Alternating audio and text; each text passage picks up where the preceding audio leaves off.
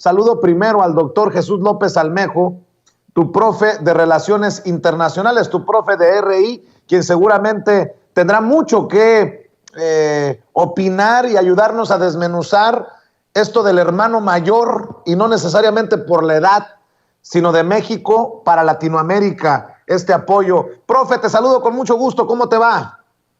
Hola, ¿qué tal, Vicente? Muy contento de estar como cada semana en Sin Censura, listos para darle el análisis de temas que realmente son trascendentes, que se dan en el exterior, pero que tienen un impacto en la vida cotidiana de los mexicanos. El caso de Perú, del presidente Castillo con su sombrero, me hizo recordar mucho a la forma despectiva en la que se referían algún sector de Bolivia a Evo Morales. Y de hecho, pues creo que queda claro también un paralelo entre cómo han tratado también al presidente Andrés Manuel López Obrador en México. ¿O cómo lo ves tú, profe? Sin duda alguna, mi querido Vicente, mira, algo que ha derrotado moralmente a los partidos de centro derecha y de ultraderecha es precisamente que se centran más en la forma, elaboran formas rígidas, elaboran protocolos de cómo expresarse, elaboran protocolos de supuestamente cómo operar, cómo materializar una política pública, elaboran protocolos para hacer nombramientos de gabinete, para destituciones, etcétera. Pero finalmente, en el fondo, posteriormente se valen de algunas argucias legales para poder derrocar justamente, incluso a la vista de todo mundo, destituir a personajes que les son incómodos. Esto ya lo vimos en Paraguay, justamente con los partidos de derecha echándole un montón al expresidente Lugo. Lo vimos en Brasil en recientes años, también con la cabeza de Dilma Rousseff. Y para saber que la cuestión no era meramente jurídica, sino política, era politiquería barata de la derecha, pues ella terminó, y una vez que le quitaron del juicio político, que le quitaron la presidencia de la República, quedó libre. O sea, ya no siguieron más allá en el plano de llevarla a rendir cuentas ante la justicia. Entonces, lo vemos, por ejemplo, en Ecuador, con el lawfare en contra de Correa, que también lo destituyen, dicen que es bueno, no lo destituyen, pero en realidad le quitan todos los elementos legales para que por ley pueda volver a competir. Entonces lo hacen incluso un perseguido de la justicia ecuatoriana por cualquier pretexto, y prácticamente con esto le impiden que vuelva a ponerse como candidato nuevamente. Y ahora vemos que si Correa se lanzara para presidente de Ecuador, pues nuevamente podría ganar de calle las elecciones, porque a Guillermo Lasso pues se le cae el país a pedazos. En el caso de Perú, ¿qué es lo que vemos? Mira, Vicente, es muy sencillo. Uno va a revisar la constitución política de Perú y revisas los artículos que tienen que ver con vacancia. Vacancia literal es destitución de la presidencia. El artículo 113 constitucional de Perú, para no nada más dar opiniones, sino opiniones calificadas, que es por eso por lo que estamos haciendo la diferencia en los medios de comunicación digitales, dice lo siguiente: al presidente se le puede vacar o se le puede destituir, uno, por muerte, es decir, pues ya deja de ser presidente porque se murió; por permanente incapacidad moral o física declarada por el Congreso, que esto me parece que aquí es donde está la trampa; aceptación de su renuncia, el presidente no ha renunciado; salir del territorio nacional sin permiso del Congreso, no ha sucedido esto; y destitución tras haber sido sancionado por alguna de las infracciones mencionadas en el artículo 117. Y el artículo 117 lo que dice en realidad es nada más el tema de que el presidente impida elecciones presidenciales, parlamentarias o regionales, o que traicione a la patria. Pero en este caso, abiertamente lo que decía la propuesta de vacancia, que por supuesto lograron el 20% que se requería para solicitarla, 3 partidos de derecha peruanos, uno de ellos el de Keiko Fujimori, la corruptísima Keiko, que está vinculada a Proceso y que además pues, es hija de uno de los más sanguinarios presidentes que tuvo Perú, Alberto Fujimori, que también estuvo preso y que recientemente le dieron prisión domiciliaria, a pesar de que se le comprobó terrorismo de Estado y corrupción, peculado, etcétera, delincuencia organizada y otras cosas. Bueno, la derecha vuelta loca, esa misma derecha que apoyó a Keiko Fujimori bajo la bandera de que era preferible la corrupción que la vuelta del comunismo o que los gobernara un indígena, siendo clasistas, racistas y discriminatorios, son los mismos, Vicente, 3 partidos de la derecha, incluido el de Keiko Fujimori, que apelan al inciso 2 del artículo 113 constitucional, que dice que Pedro Castillo tiene una incapacidad moral permanente y que bajo ese esquema no puede seguir gobernando los destinos de Perú. Y tú te percatas que ahí el presidente López Obrador pues prácticamente tiene toda la razón cuando habla de lo hipócrita, de lo doble moral que son y de los argumentos tan falaces que utilizan para dar un golpe de Estado, que antes lo daban con el ejército en las calles y pues prácticamente ahora valiéndose de cualquier argumento que además suena incluso hasta ridículo. Si apoyas a Keiko Fujimori, amigo peruano, no puedes hablar de insuficiencia moral por parte de Pedro Castillo, punto. Y ese es el asunto. Entonces, yo, fíjate, Vicente, ayer en el canal de tu profe DRI, dediqué todo un programa completo en la noche a analizar el caso justamente de Pedro Castillo. Alguien me criticó y me dijo, oye, profe, el tema ya es viejo, el tema ya es del lunes, del 13 de diciembre. Pero yo había estado viendo, había dado seguimiento a la distancia, las declaraciones de Carmen Aristegui, de López Dóriga y de algunos otros personajes que de verdad muy lamentables, hablando justamente de que México estaba interviniendo.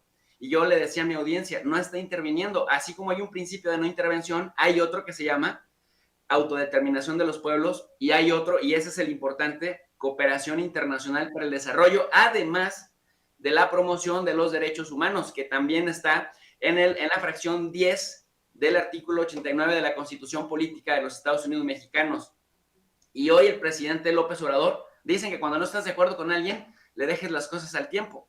Y hoy el presidente López Obrador parece que hubiera visto el canal de tu profe DRI porque repitió exactamente lo que yo dije ayer por la noche. Es el principio de cooperación internacional el que en una relación respetuosa, diplomática y habitual nos motiva a prestar cualquier tipo de ayuda que necesite Perú. Y el hecho de que mandes a 2 personajes claves de la administración, tanto de la Secretaría del Bienestar como de la Secretaría de Hacienda, Vicente, a compartir experiencias exitosas de lo que ha funcionado en nuestro país, pues eso para nada, o sea, eso elimina cualquier posibilidad de intervención, aunque la derecha rancia y moralmente derrotada de Perú, representada por el presidente de la Comisión de Relaciones Exteriores del Congreso, que es un Congreso unicameral, haya incluso solicitado hasta sanciones para la delegación mexicana que fue a compartir experiencias de éxito en México. Entonces, ¿te imaginas la derecha, que es muy escrupulosa para este tipo de cosas y muy inquisidora, que como hacha quieren cortar cabezas en cuanto perciben que algo no les gusta? Esos mismos son muy laxos al momento de medir la corrupción de sus propias personas a las que se dedican a defender a capa y espada. Así que, pues nuevamente se les cae el teatro, Vicente, porque no pudieron ni siquiera comprobar la intervención, por más que actuaron de manera combinada tanto la derecha peruana como la derecha mexicana a partir de sus voceros oficiales en los medios de comunicación.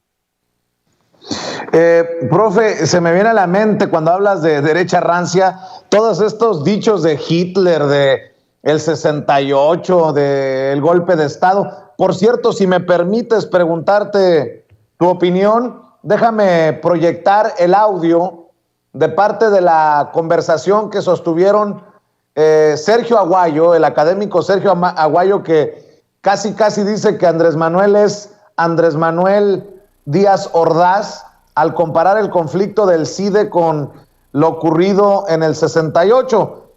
Se presentó con Ciro Gómez Leiva. Mire qué cosas, Ciro Gómez Leiva entrevistando a un miembro de la mesa, de las mesas de análisis de Carmen Aristegui. Si usted sabe de los conflictos entre estos 2 periodistas, pues también se rascará la cabeza. Pero vamos a escuchar parte de esa conversación. No, el presidente no tiene derecho a agredir a la comunidad académica como lo hace. Eso es inaceptable, tiene que entenderlo. No nos puede escupir, enlodar de general. Por supuesto que hay corrupción y que debe limpiarse, pero no nos debe escupir el presidente. Por supuesto que hay corrupción y hay que limpiarse, pero que no nos escupa el presidente. Y me llama mucho la atención que hoy, con mucho respeto, porque pues me imagino que se puede prestar a llevar esto a otro nivel. Con mucho respeto, pero hoy me llamó la atención la mesa de análisis con Carmen Aristegui. En Aristegui Noticias estaba Sergio Aguayo, Ricardo Rafael, el que escribe Sereno Moreno. Sí, así escribe en una columna Ricardo Rafael, Sereno Moreno. Estaba Sergio Aguayo y estaba Denise Dresser. Nada más para que quede como referencia. Y hace 2 horas Sergio Aguayo escribió: Ecos del 68. Hay similitudes y diferencias entre el movimiento del 68 y el conflicto del CIDE. Quitarles legitimidad por razones ideológicas justificará la manera como los tratan las autoridades. Y escribe Sergio Aguayo: 1968 se les condena por izquierdistas. Los disturbios fueron decididos en la conferencia tricontinental celebrada en La Habana en 1966 con la participación de comunistas mexicanos. Estas declaraciones se le atribuyen a Luis Echeverría Álvarez, secretario de Gobernación, un 30 de julio de 1968. Y en el 2021 se descalifica a los profesores del CIDE por su neoliberalismo. Y cito: un grupo de académicos muy conservadores y acomodaticios que guardaron un silencio cómplice frente al saqueo más grande que se ha cometido en la historia de México. Esta frase se le atribuye, esta declaración, al presidente Andrés Manuel López Obrador, un 29 de noviembre de 2021. Pues sigue la burra al trigo, profe, con estos académicos que nada más falta que, y lo decía al principio de la transmisión, que digan que las mañaneras se están alargando como la de hoy, porque ya se quiere parecer al comandante Fidel Castro y aquellas alocuciones, aquellos discursos larguísimos de la Cuba comunista, profe. ¿Sabes cuál es el problema, querido amigo? El problema es que con esta gente de pronto no se puede interactuar mucho porque parten de supuestos falsos, alteran a propósito la realidad para que no se discuta el tema de fondo. Mira, tú citaste a Sergio Aguayo para ejemplificarnos la postura falaz, porque es un falso, es un falsiario también de la información, y lo digo abiertamente, ojalá que nos esté escuchando.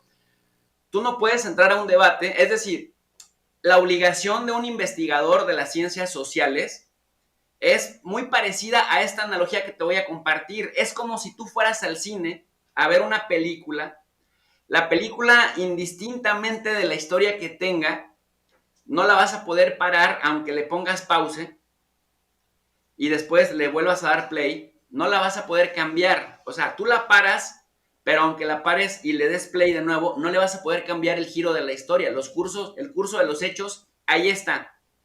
Nuestro papel como investigadores no es torcer la realidad, no es tratar de ponerle stop y luego cambiarle el guión y luego ponerle play para que la realidad sea como yo digo que es. No, mi obligación como investigador, supuestamente reconocido, es observar la realidad, tanto los factores exógenos como los factores endógenos, y después tratar de identificar causalidades, es decir, qué causa qué, correlaciones, cómo una cosa se relaciona con otra, y frecuencias, cada cuánto tiempo se da, identificar a los sujetos políticos y las ideologías que impulsan. Esa es nuestra obligación como investigadores, no torcer la realidad ni aventarse chaquetas mentales tratando de simular analogías que no tienen parangón. Y mira, Vicente, si me permites un minuto, tenemos un amigo, un colega del Colegio de la Frontera Norte, muy respetado, Víctor Alejandro Espinosa, al que estoy invitando también a mi canal, porque él pues, ya lleva 35 años en este centro de investigación llamado COLEF, Colegio de la Frontera Norte. Él se ha metido también de lleno a este debate y él dice lo siguiente: he sostenido, escribió en el Imparcial, un diario baja californiano, este artículo de respuesta a los que utilizan falazmente el 68. De hecho, le llama el 68 como coartada. Y dice lo siguiente: he sostenido que en el fondo el conflicto se encuentra la resistencia de una camarilla que controló al CID en las últimas décadas y los cambios que urgen en los centros CONACYT. La corrupción era el aceite y es todavía en algunos de los 26 centros de la gestión administrativa. La lucha contra este cáncer encontrará todavía mucha oposición para que nada cambie. En las últimas horas, Los voceros de los grupos estudiantiles que tienen tomadas las instalaciones han sostenido que ya no aceptan dialogar con la directora general del CONACYT y que ahora exigen que el interlocutor sea el secretario de Gobernación. Falta poco para que la nueva exigencia sea que se siente con ellos el presidente Andrés Manuel López Obrador. 3 de las demandas centrales estudiantiles son que se otorgue autonomía a la institución y que renuncie el nuevo director Jorge Antonio Romero Tellaeche y la directora general del CONACYT. Pretenden transformar al CIDE en una universidad para, como en el caso de muchas instituciones autónomas, manejar los recursos y que su junta de gobierno nombre a sus directores. Pero sí sabrán que en ninguna de ellas intervienen en ese proceso los estudiantes. La designación del director, argumentan, fue ilegal. El problema es que no revisaron la normatividad del CIDE, como que hubieran leído el artículo 30 del Estatuto General que señala: el director general del CONACYT, quien en su calidad de coordinador sectorial designará y nombrará a uno de los candidatos como director general de la asociación. Esta designación será presentada al Consejo Directivo para su formalización. Se realizó la auscultación interna y externa y los 2 candidatos que decidieron participar fueron externos. La comunidad interna no presentó ninguna candidatura. Hasta ahora, nadie ha dado una versión de esta negativa a participar. Puede uno no estar de acuerdo con quien fue designado, pero eso no significa que se haya violado el procedimiento. En el pasado, los directores de CONACYT designaron impresentables en algunos centros. Es una historia documentada. Esto lo escribe Víctor Alejandro Espinosa, doctor, experto en migración del Colegio de la Frontera Norte, quien también le sabe, Vicente, bastante a la normatividad de lo que ocurre en estos CPIs, los centros de investigación, que ojo, son 26, Vicente, y son dependientes del CONACYT. Eso de que luchan por la autonomía, pobrecitos, güey, perdón, no es universidad, es un centro de investigación supeditado al Centro Machuchón, que es el Consejo Nacional de Ciencia y Tecnología, y ahí no vale que digan que hay autonomía, porque si no la pidieron con Peña Nieto, no la pidieron con Calderón y no la exigieron con Fox, porque ellos mismos te argumentaban, es que no somos universidad. Entonces, ahora tendrían que pensar más bien en una reforma, pero una reforma que no solamente le dé autonomía al CIDE, sino a que cambie la figura, digamos, legal con respecto a esto. Y esto también lo encuentras en la Ley Federal de la Administración, en la Ley Orgánica de la Administración Pública Federal. Entonces, cuando yo te digo, amigo, que a veces ni siquiera se puede platicar con esta gente porque no parten de datos verdaderos, de información verídica, porque la pueden interpretar como les dé la gana, pero no la pueden torcer, y esto es lo que están haciendo, Vicente. Que hay honrosas excepciones, ya que se ponga el saco a quien le corresponda y a quien le quede, ¿no, profe? Es que mira, es muy concreto. Si de verdad quisieran ellos elevar el nivel de análisis, si de verdad quisieran una sociedad postmoderna, como la que plantean en muchas de sus publicaciones, y de verdad quisieran un diálogo más civilizado y menos polarizante, que supuestamente es lo que les interesa, deberíamos de partir de que efectivamente podemos tener diferencias en la interpretación de un mismo fenómeno. Lo que no se puede hacer es mentir abierta o descaradamente. Si queremos un análisis serio, a ese análisis serio tenemos que ver la normatividad, tenemos que ver la perspectiva comparada, tenemos que ver un marco metodológico, tenemos que ver también la evolución histórica de cómo una institución se ha transformado o se ha mantenido igual, continuidades y cambios. Acá lo que vemos es una camarilla dorada que ha recibido presupuesto que no es proporcional a, ahora sí que literal, no es proporcional a lo que hacen, a lo que le entregan, a los resultados entregables, y esto obviamente les cambia un poco la jugada, porque históricamente habían estado arropados bajo, mira, te voy a poner un caso concreto.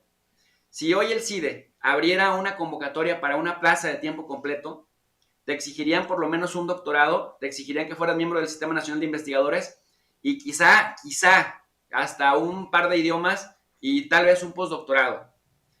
Pero resulta que cuando tú revisas a ex profesores que fueron diputados o que tuvieron algún cargo político, ya sea en alguna subsecretaría o en alguna secretaría misma, te lo digo concreto, por ejemplo, Salomón Chertorivsky y el caso, por ejemplo, de Carlos Heredia, muchos de ellos ni siquiera tenían doctorado. Entonces, a muchos de ellos les empezaron a dar el grado posteriormente. Entonces, ¿cómo así que para quienes no son parte de su gremio, les exiges las perlas de la Virgen originales, y para quienes sí son miembros del PRIAN, de pronto dicen que no son un centro politizado y que lo quieren rescatar de las garras de la política, y cuando te das cuenta, pues tienen una cantidad impresionante de voceros en los medios de comunicación tradicionales y de verdad, o sea, no es proporcional la investigación al presupuesto que se recibe. Entonces hay que ajustar esas cosas porque sí es cierto que no están partiendo ahora sí que de premisas centrales verídicas, están torciendo la realidad abiertamente.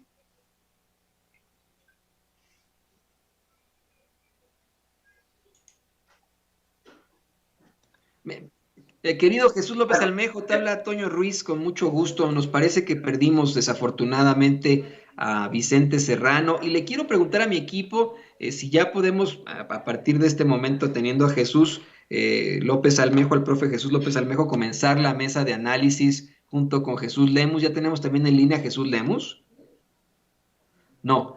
Bueno, pues creo que todavía quedan sobre la mesa muchos temas internacionales dignos de poder platicar contigo, Jesús López Almejo. Estabas hace unos momentos hablando con Vicente, pues sobre estas comparaciones tan nefastas que se hacen del presidente López Obrador y esto en torno al conflicto del CIDE. Pero aquí le voy a pedir a don David que nos grabe. No es la única comparación la de Sergio Aguayo que se hace, profe Jesús López Almejo, de una comparación con un Díaz Ordaz, no es solamente este tipo de expresiones ridículas de Denise Dresser sobre un supuesto golpe de Estado sin ningún tipo de fundamento ni conceptología. También tenemos a un personaje que se hace pasar por un poeta y que es emanado precisamente de las esferas del poder, él y su familia, que asegura que el presidente López Obrador tiene muchos tintes cercanos a Adolf Hitler y a la Alemania que sufrió del nacionalsocialismo entre 1930 y el fin de la Segunda Guerra Mundial. Ayer, de hecho, querido Jesús López Almejo, hicimos un análisis con varios compañeros, pero creo que tú tendrías muchísima más fuerza en esta voz, en el análisis de los postulados si me lo permites decir, muy pseudo intelectuales de un personaje como Javier Sicilia, pues vamos, la figura del presidente López Obrador, un hombre de izquierda, un hombre que no tiene ningún comparativo con la ultraderecha que planteó Adolf Hitler, una ultraderecha violenta, racista, represiva, ¿no? Entonces queríamos preguntarte también tu opinión acerca de estas comparaciones. Mira, afortunadamente, mi querido Antonio, te saludo con mucho gusto y te mando un abrazo. Afortunadamente, nuevamente entra en los parámetros que estábamos mencionando. La cosa es que es muy complicado discutir con ellos porque parten de falacias. La falacia principal de Denise Dresser, que se siente elitam y se siente moralmente superior al resto de la población porque dice que habla idiomas y que no es su problema si los demás no hablan idiomas. Pues oye, tanto posgrado en el extranjero, tanto hablar idiomas y tantas conferencias das, tanto recorrido, digamos, en este campo, y que conste que no la estoy cuestionando por ser mujer, porque luego hay mucho fanatismo al respecto. Estamos cuestionando el punto de vista profesional de una persona que está formada para emitir opiniones calificadas. Que venga y nos diga que lo que hizo el presidente López Obrador, el acuerdo interinstitucional, intersecretarial, era un golpe de Estado. Esto, mira, reprobada en un examen de pregrado básico. Esto que viene a decir, esta falacia del hombre de paja de Sergio Aguayo, de que López Obrador es como Díaz Ordaz. Si López Obrador fuera como Díaz Ordaz, ya hubiera mandado a la policía del pensamiento, ya hubiera, si me explico, tuviera para empezar una policía represiva que fuera directamente a su casa, a la primera crítica lo sacara, lo agarrara a garrotazos, a la segunda crítica lo agarra a garrotazos y lo mete a la cárcel, le echan una condena por cualquier cosa, y para que venga a decir que es como Díaz Ordaz o que hay tufos de sordacismo, cuando hemos estado diciendo que a estos les falta leer el artículo 30 del Estatuto General del CIDE para que dejen de hablar estupideces. O, Antonio, esto de Javier Sicilia, que ahora dice que nosotros no sabemos leer y que no interpretamos bien sus dichos en la revista de derecha, la revista Proceso, con respecto a que él había hecho la comparativa con Hitler. Pues si él claritamente lo dijo, la 4T es el tercer Reich mexicano. O sea, si él no entiende no entiende lo que escribe, porque también por ahí Ricardo Sevilla documentó que plagia lo que supuestamente publica y que no es excepcional. Muchos lo hacen en la academia. Entonces, ahora sí que es su culpa, no entiende lo que plagia y por lo tanto lo que escribe. Pero sí dijo que López Obrador era como Hitler, y aguas con esto, porque es muy peligroso empezar a descalificar, porque esto sí te abre el paso para que venga el brote de violencia. Mira lo que pasaba también con Francisco Martín Moreno, que creaba fábula en este libro México Roto, fábula, mentira intencionalmente abierta, pero luego te dicen, es que no es fábula, también tiene algo de análisis político. Cuando le cuestionas el análisis político con datos falsos, te dice, bueno, es que es fábula, es que no es ni tanta ficción, pero no es completamente falso. Bueno, es que tampoco es un libro de historia.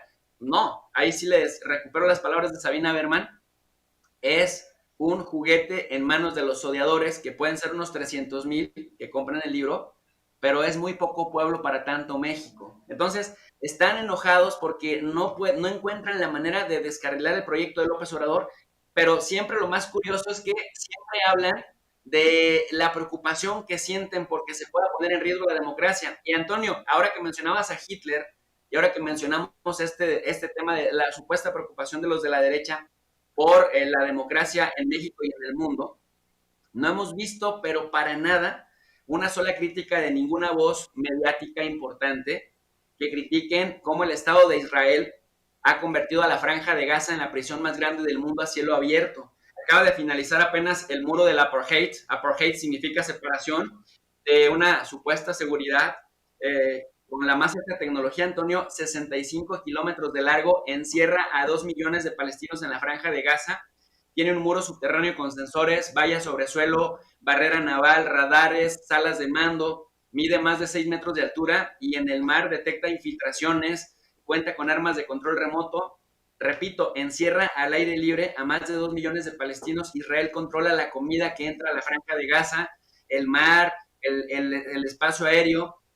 Y o sea, esto es como el gueto de Varsovia en la Segunda Guerra Mundial y no hay una sola voz pública, mediática, importante, que se haya manifestado por esto, que es no solamente un riesgo para la democracia, sino un total crimen de lesa humanidad, Antonio. Profe, déjame entrar a mí aquí y le agradezco a Toño que siempre está al pendiente para sacarme de aprietos por estas conexiones que nos hacen quedar mal en muchas ocasiones. Profe, de hecho hay un artículo muy interesante de Violeta Vázquez Rojas, no sé si lo leíste, lo titula Unos tipos extraños llamados intelectuales que publican en el chamuco.com.mx, y no sé si te pueda compartir un poco para que me des tu opinión, porque esto es interesantísimo y me emociona que la audiencia, que en algún momento le dijeron a la audiencia que los intelectuales estaban en otro nivel, los académicos estaban en otro nivel, que tú lo pongas en estos términos tan, pues, para todos, te propulsa a años luz de los Dresser, de los Aguayo, con mucho respeto lo digo, profe, y quiero leer esto que leí ayer de Violeta Vázquez Rojas, que me pareció muy interesante. Unos tipos extraños llamados intelectuales. Ya es un lugar común en la narrativa opositora que este gobierno se ha ganado la aversión de los intelectuales. Concedamos, para ponernos de acuerdo, que son intelectuales aquellas personas que no solo se dedican a labores académicas o artísticas, sino que además tienen alguna influencia en la opinión pública, conducen, por así decirlo, esa opinión y explican la realidad política desde sus áreas de especialidad o simplemente desde un escepticismo informado. Los intelectuales son, o deberían ser, gente que entiende y ayuda a los demás a entender el mundo, y cuando es posible incluso a cambiarlo. Desde hace 3 años, sin embargo, algunos de los más encumbrados representantes de esa idea de intelectualidad han caído en una debacle estrepitosa. Adversos como son al nuevo régimen, no han escatimado en prodigar adjetivaciones y supuestos análisis acerca del momento histórico actual que no se apegan, ya no digamos a los hechos, sino a los principios más básicos del pensamiento racional. Ejemplos abundan, pero me voy a ceñir a uno de sus más escandalosos desfiguros: la identificación que algunos de ellos hacen entre la Cuarta Transformación y los regímenes fascistas, o ya en el colmo del despropósito, entre Andrés Manuel López Obrador y Hitler. En abril de este año, en un texto titulado ¿Será fascismo?, Jacobo Dayan, docente, investigador y experto en derechos humanos, enlista 9 de las 13 propiedades que Humberto Eco distingue como características del urfascismo, es decir, no del fascismo propiamente, pues reconoce que es un fenómeno difícil de acotar, sino de una especie de fascismo primigenio o de nebulosa fascista. Con la lista de Eco en mano, pues, Dayan se lanza a palomear lo que, según él, son las características urfascistas que identifican al régimen actual, sin más argumentos que sus propios prejuicios, un léxico pobre y una sintaxis elemental, apelación a una clase social frustrada, rechazo a las ideas modernas, etcétera. Estoy segura de que Dayan no podría dar un solo ejemplo claro y razonado de por qué considera que la sintaxis empleada por Andrés Manuel López Obrador es elemental. Tampoco tiene una buena razón para sustentar que el nuevo régimen rechaza las ideas modernas, así que lo justifica con una supuesta negativa a las energías limpias. El texto es de tal pobreza argumental que el propio autor no se atreve a encabezarlo con un enunciado declarativo y le deja como título una interrogación que, más que plantear una pregunta auténtica, intenta sembrar una asociación forzada con el disimulo timorato de la duda. Más o menos por las mismas fechas, el politólogo y profesor Mauricio Merino publicó en el Universal otro texto de nombre titubeante. ¿Cómo se llama esto? Después de descartar que el de López Obrador sea un régimen que emule los gobiernos priistas de los 70s, lanza su diagnóstico tajante: la combinación del desdén por la Constitución y sus instituciones, el creciente aprecio por el militarismo, la escalada de violencia verbal y política contra cualquier tipo de disidencia, el manejo discrecional del dinero público, el uso de las creencias religiosas y de la fe, además de la invocación al pasado glorioso de México, lo distancian del tipo ideal de los populismos tradicionales y lo hacen más proclive al fascismo. Al igual que en el texto de Dayan, la identificación que intenta establecer Merino entre el actual gobierno y el fascismo depende enteramente de que aceptemos sus impresiones. Esas características, la invocación del pasado glorioso, manejo discrecional del dinero público, podrían describir a cualquier gobierno con el que no se esté de acuerdo. No son, pues, enunciados falsables cuya verdad dependa de hechos, sino que expresan meras opiniones. En ese tiempo parecía ocioso tratar de desmontar las falacias en las que se basaban estos textos, pues no eran más que anécdotas pasajeras propias del enojo de una élite intelectual que se sintió desplazada por el nuevo gobierno. Sin embargo, meses después, la animosidad continúa su escalada y este lunes Javier Sicilia publicó en Proceso un texto donde, sin razón alguna reconocible, identifica a Andrés Manuel López Obrador ni más ni menos que con Hitler. Los motivos de la analogía son pueriles. Según Sicilia, a semejanza del Führer, AMLO ha construido y sostenido su poder con la masa, conoce sus mecanismos, sus deseos, los símbolos que la concitan y la reproducen. La muestra más reciente es, según él, el informe que el presidente rindió ante un Zócalo lleno el 1 de diciembre. En su profundo desprecio por esas masas, a Sicilia se le olvida que entre esa gente están los mismos que acudieron a su llamado, que lo acompañaron en caravanas, en plazas del país y fuera de él, congregados por el reclamo de paz, dignidad y justicia para las víctimas de la guerra contra las drogas. Se le olvida también a Sicilia que esas masas ganaron varias veces el paseo de la Reforma en 2014 exigiendo justicia ante los hechos ignominiosos de Ayotzinapa. Parafraseando al autor, ciertamente Sicilia no es AMLO, carece de su genio y de la experiencia de un político formado en el terreno. Pero esa masa que hoy en el Zócalo no es otra que la gente que vivió los mismos agravios que él en sexenios anteriores. A Sicilia le convendría recordar, por su propio bien, que el hecho de llenar una plaza no identifica a nadie con Hitler. El texto de Sicilia no es solamente el cumplimiento de la risible ley de Godwin, esa que dice que mientras más se alarga una discusión en Internet, mayor la probabilidad de que alguien invoque a los nazis. Coincido con Kurt Hagbard en que el propósito es socavar la legitimidad del gobierno de López Obrador. un gobierno que cuenta en su tercer año con más del 70% de aprobación, con el libelo de que se trata de un gobierno autoritario, violento y manipulador de las multitudes, de tal modo que se justifique al menos la fantasía de derrocarlo por vías distintas a la electoral. La insidia sembrada por los textos de Dayani Merino no se quedó en un mero incidente de abril, sino que siguió escalando hasta el texto vergonzante publicado ahora por Sicilia. Por absurdos, desproporcionados y falaces que sean estos escritos, creo que lo propio no es ignorarlos, sino señalar abiertamente su falta de temor al ridículo. Una cosa queda clara: si la labor de los intelectuales es entender y ayudar a entender la realidad política, las distorsiones y exageraciones que estos tres autores tratan de presentar como análisis hacen pensar que claudicaron de su labor y que el nombre de intelectuales les empieza a quedar grande. Dice Violeta Vázquez Rojas Maldonado, doctora en lingüística por la Universidad de Nueva York, profesora investigadora en el Colegio de México y a quien hemos entrevistado en algunas ocasiones aquí en Sin Censura. Profe, es extenso el texto, te agradezco tu paciencia, pero creo que también nos ayuda a encajar mucho de lo que estás desmenuzando para la audiencia hoy. Definitivamente, querido Vicente, y fíjate que mientras te escuchaba, recordé que no hace mucho hay un chico tuitero, Héctor Alejandro Quintanar, que creo que tiene un posgrado en ciencia política, que se aventó un muy buen análisis de lo que él denomina la chumelización del debate público.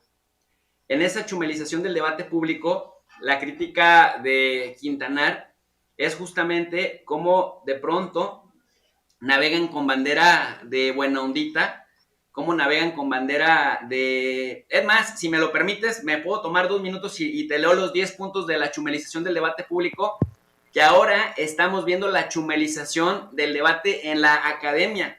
Quienes creíamos que eran serios, a quienes Televisa, el Reforma, el Universal, TV Azteca, nos vendían como los grandes analistas, Vicente, se están desenmascarando y cada vez se parecen más a Chumel Torres que a lo que describía Edward Said en Las representaciones del intelectual, este libro de 1994 que surge como parte de las conferencias magistrales que dio en las conferencias del ciclo de Reed en el Reino Unido. Edward Said hablaba del intelectual como aquella persona cuya misión consistía en pensar, ¿no? Comprometido sí con su tiempo, pero desafiando al poder, defendiendo su independencia de criterio, y se refería no solamente al poder, el poder político, sino también al poder económico. Entonces, lejos de ese concepto de cómo Edward Said, este palestino estadounidense, que fue profesor, por ejemplo, de la universidad, ellos a los fifís de acá, que tanto respetan a la NYU, a la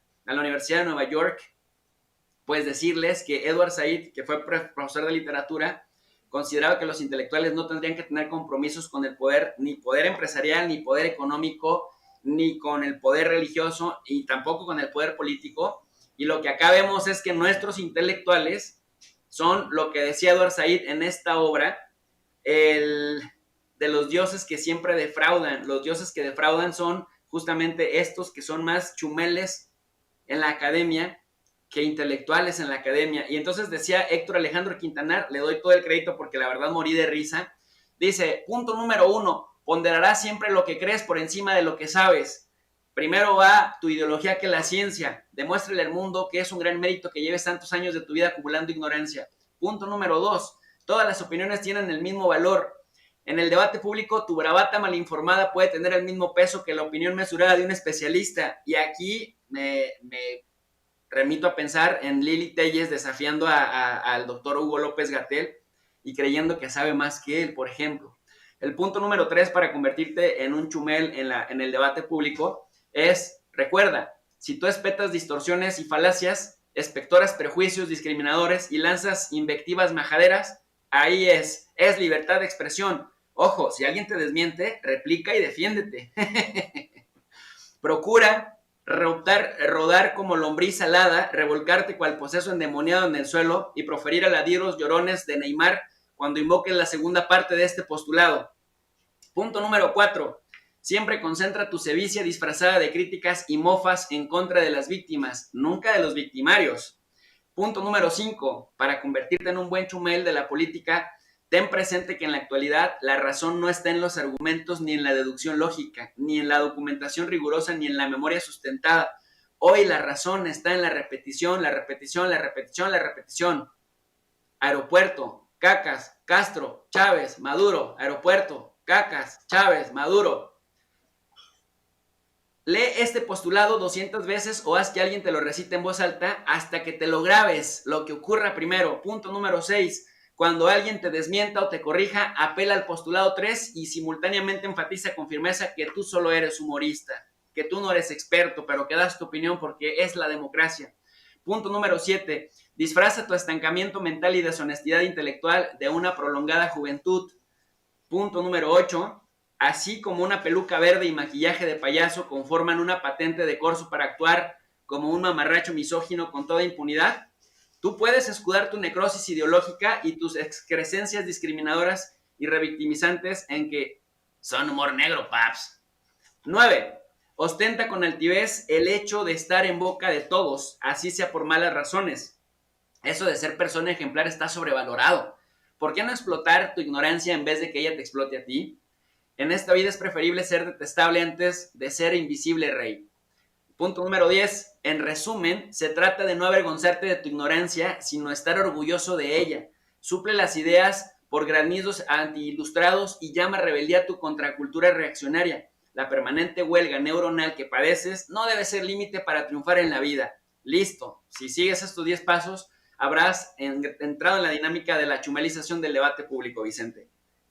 Y esto lo vemos cada vez más en la academia, desafortunadamente. Creo que a algunos les queda en el mundo académico y en el mundo intelectual, mi querido profe, como bien lo dices. Está cabrón, está cabrón, pero creo que es importante no callar y no nos callaremos. Es más, déjame cerrar esta muy interesante, muy reveladora, muy pedagógica conversación, mi querido profe, con esta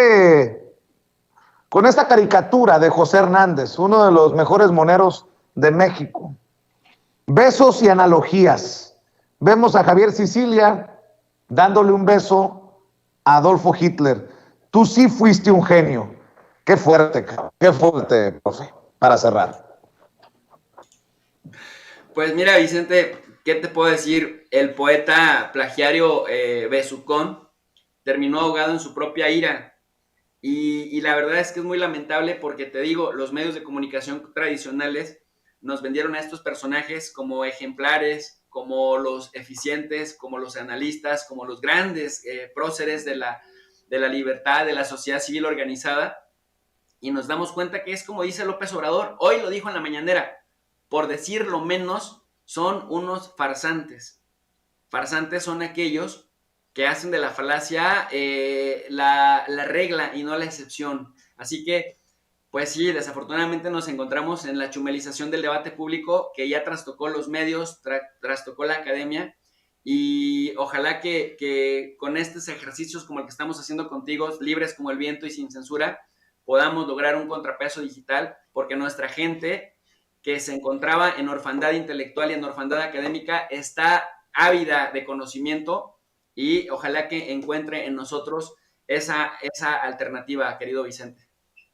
Claro que sí, profe, pues cerremos invitando a la gente a tu canal, a tu profe de RI, porque me imagino que cada vez son más las personas que llegan al espacio por este análisis que estás haciendo de las noticias más importantes.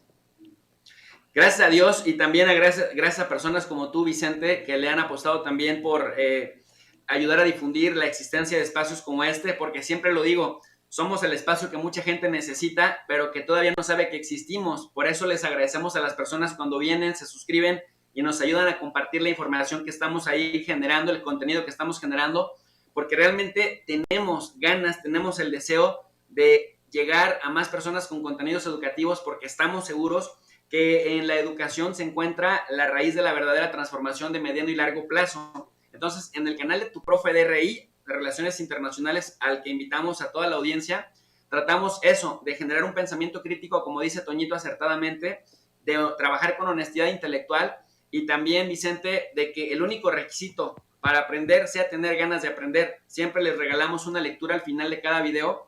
Les ponemos un PDF con un letrero en mayúsculas que dice lectura sugerida, para que la gente al hacer clic vaya directamente al PDF, que son lecturas provenientes de revistas científicas, de editoriales reconocidas, igualmente de libros, todo completamente en español, para que la gente profundice en cada uno de los temas según el tiempo que tengan y según la motivación que tengan. El canal es Tu Profe de RI, y bueno, pues ahí los esperamos también con análisis de geopolítica, Vicente. Te agradezco mucho, profe, estamos al pendiente y te mando un abrazo. Abrazo grande, Vicente, y bueno, pues éxito en el resto de la jornada que viene pesada. Abrazote y gracias. Claro que sí, claro que sí. Gracias a Tu Profe de RI, el doctor Jesús López Almejo, hablando con nosotros sin censura.